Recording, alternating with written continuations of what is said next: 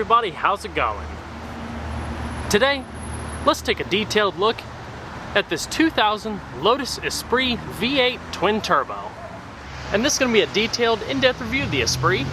We'll start it up, show the engine, get an exhaust clip, and go over the performance data, as we'll show you a bunch of the unique aspects of the interior as well as exterior. And I'd like to give a big thanks and special shout out to Foreign Cars Italia, located in Charlotte, North Carolina, for allowing me to come out and film the very unique Lotus Esprit V8. And so, without further ado, let's go ahead and start her up, let her run. The exterior color is known as Phantom Black and features a light brown or biscuit leather interior.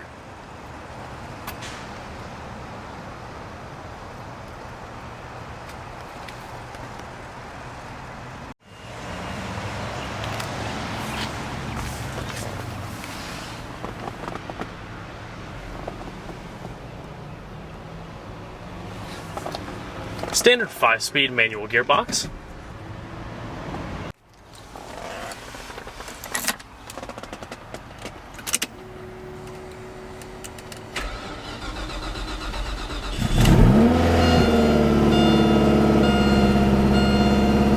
Beautiful sound.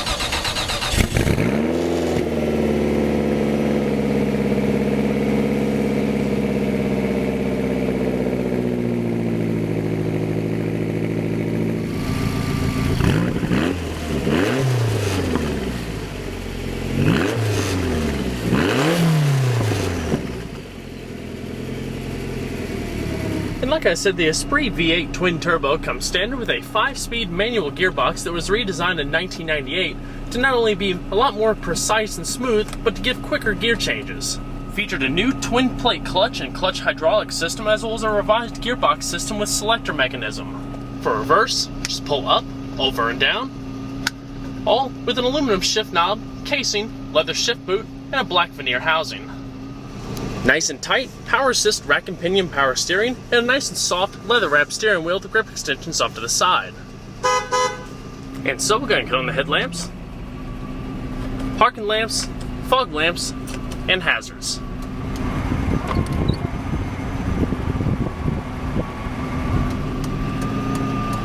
All your power windows are located in this little compartment here. And we're going to check out the exterior, shall we? The Lotus Esprit had an incredible production run from 1976 to 2004, a mid-engine sports car that fully embodied Lotus's philosophy of performance through low weight. Although it received a number of enhancements, iterations, and styling modifications over the years, it always remained as a simple, well-balanced supercar with an affordable price tag when compared to the competition. The Esprit quickly gained popularity back in 1977 when a modified first-gen appeared in the James Bond film The Spy Who Loved Me, a classic chase scene with your bad guys in a helicopter ending by driving into the ocean, where it then converted into a submarine thanks to the help of Q Branch. While the production Esprit didn't have quite as many Bond-esque gadgets, it did come with a standard 2-liter 4-cylinder that put out 160 horsepower in Europe and 140 horsepower for US markets due to emissions. Performance was estimated to be as low as 6.8 seconds to 60 and a top speed of 138 miles per hour. Not bad considering it weighed only around 2,200 pounds, but complaints of a lack of performance led to the development of the Turbo Esprit of 1980 with an enlarged 2.2-liter 4-cylinder that carried on to the 1990s. Through the years, wheel sizes also increased, such as these 17-inch painted aluminum alloys wrapped in summer tires measuring 235/40 in front and 285/35 in the rear. Brakes were cross-drilled ventilated discs all the way around with standard ABS and electronic brake force distribution for better brake performance. The independent suspension consisted of double wishbones in front and a multi-link rear suspension with coil springs and anti-roll bars. And like I mentioned, the cars have always been a well-balanced blend of performance and weight, but until around 1996, the car still lacked the prestige found in other comparable supercars. Sure, it had the looks, design, and concept packed down, but the four-cylinder with its big turbo and high power-to-weight ratio still felt unrefined and noisy, as you would expect out of a traditional four-cylinder of the day. With increasing strictness of emissions, the four-cylinder was also in no doubt in need of replacement. This was all set to change with the introduction of the Lotus Esprit V8, featuring an all-new 3.5-liter twin-turbo V8. It launched into the upper echelon of performance almost instantly to compete directly with the Ferrari F355. The engine was designed and developed in-house by Lotus Engineering. These are the same people that designed the LT5 V8 found in the C4 generation Corvette ZR1. Just as its ZR1, the Type 918 V8 features a 4cam design and great utilization of space. Keep the parts low and size down. It weighs as little as 15% more than the 2.2-liter four-cylinder it replaces and gains 50 more horsepower. Interestingly though, it's been reported that performance can be increased substantially with reasonable simplicity. Adding intercoolers, variable valve timing, and increasing the bore slightly is reported to give it up to 500 horsepower for those interested. The only reason Lotus didn't give it more power was the Renault-sourced 5-speed transaxle, which was too fragile for that level of horsepower and torque. Overall length is 172 inches with a width of 73.5 inches and a height of 45.3 inches. Total curb weight is just over 3,000 pounds at 3,042. And we're going to pop the engine cover.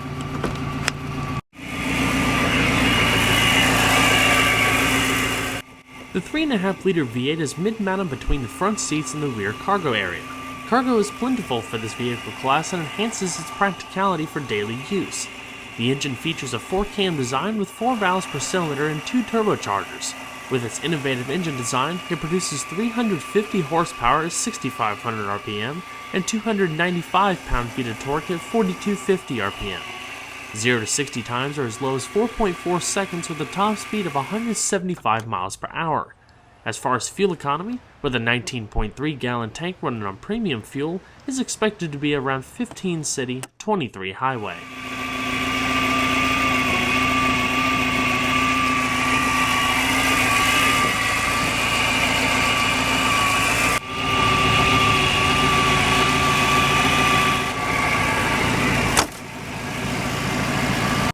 Now the interior of the Esprit is exactly what you'd expect of an older exotic. While it's not necessarily built for comfort, it's definitely built for style and driver-oriented performance. Nicely trimmed and hand-stitched leather gives a beautiful, warm, welcoming appearance. The doors are completely wrapped in leather, also accented in black, with your padded armrests, cross-stitched pattern coming across, and high-glossed black piano veneer coming across the doors and key areas of the dash. Your power mirrors are located here, while your power locks and other functions like I showed you are up on the center console. Supple hand-stitched leather bucket seats with heavy amounts of side bolstering and pronounced piping coming across the sides. And while at first glance it may not look like it, they're also quite supportive. Plenty of padding in all the key areas. There's actually a little manual lumbar pump here too. Kind of like a blood pressure monitor that you find in a doctor's office. Just squeeze it, pumps up the back, and there's a little pressure release valve to let it go back out. You also have the manual lumbar on the passenger side too. Aluminum door sills, leather stitched handbrake, black accented all-weather guards down below with aluminum sport pedals, as well as a fixed steering wheel. The dash is also entirely wrapped out of leather, black, coming across the binnacle and extending across the length of the vehicle. So let's go ahead and see how she sounds.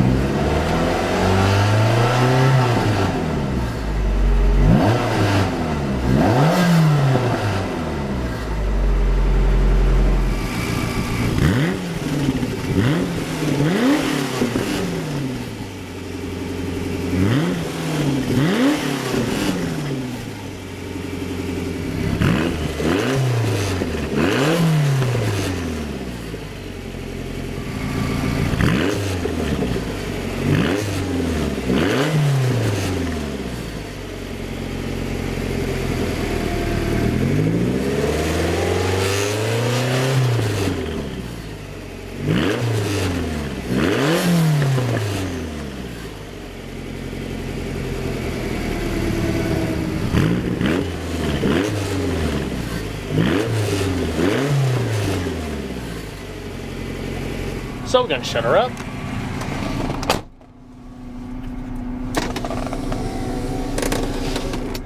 Now the Esprit comes actually with an Alpine sound system with in-dash CD player. Very common to see aftermarket companies using the sound system, or specifically Alpine and Lotus vehicles, even upwards of the 2011-2012 models. Heard it from a friend who heard it from another. You've been messing around.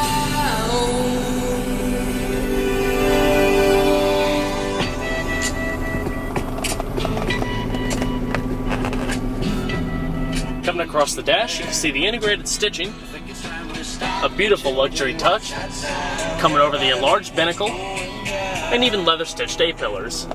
Like you saw earlier, all of your lighting controls located front and center. Down below you have your climate control system. Fan speed, different zones, front defrost, temperature, as well as AC.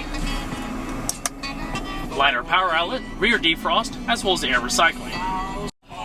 Really, overall, the Esprit isn't designed for comfort or luxury. It has all of the basic features, the radio, the climate control, etc., but as far as practicality, it's pretty limited. Basically just for pure driving pleasure. Leather center console, a little bit of storage in the back, as well as a little plexiglass separating window that separates the rear window with the rear defrost that hangs over the engine bay. And a very simple, easy to use instrumentation cluster accented in brushed aluminum. To access the CD player, it slides out.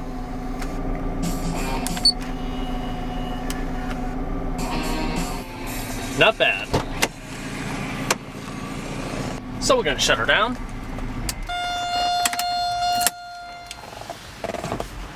Check out behind the seat real quick.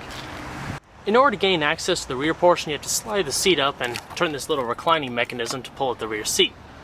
There's a little storage pocket in the back, but that's about it. Now, in order to open up the bonnet, there's actually a little trick. It's probably going to be hard to show, but underneath the dash, there's this little bar here. You just flip that bar out, it's a little U-shaped mechanism, which releases the front.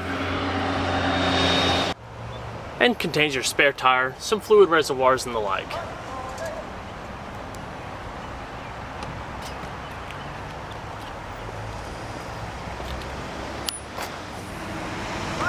And just pull that little bar back to lock it back in. And for a little bit more fresh air, there's a little targa roof. It can be easily popped up via those little clips there.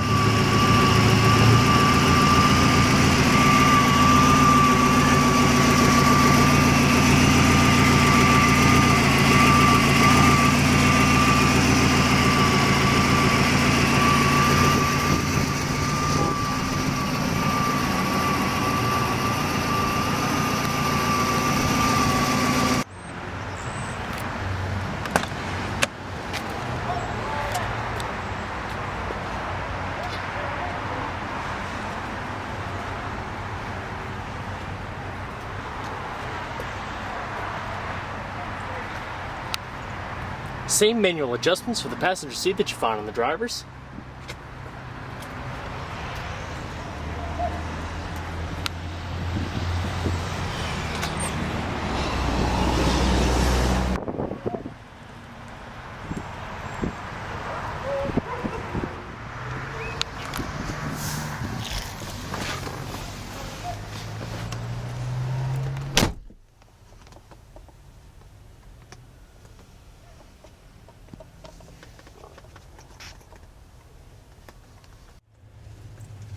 And just a closer look at some of the hand-stitched leather on the passenger side.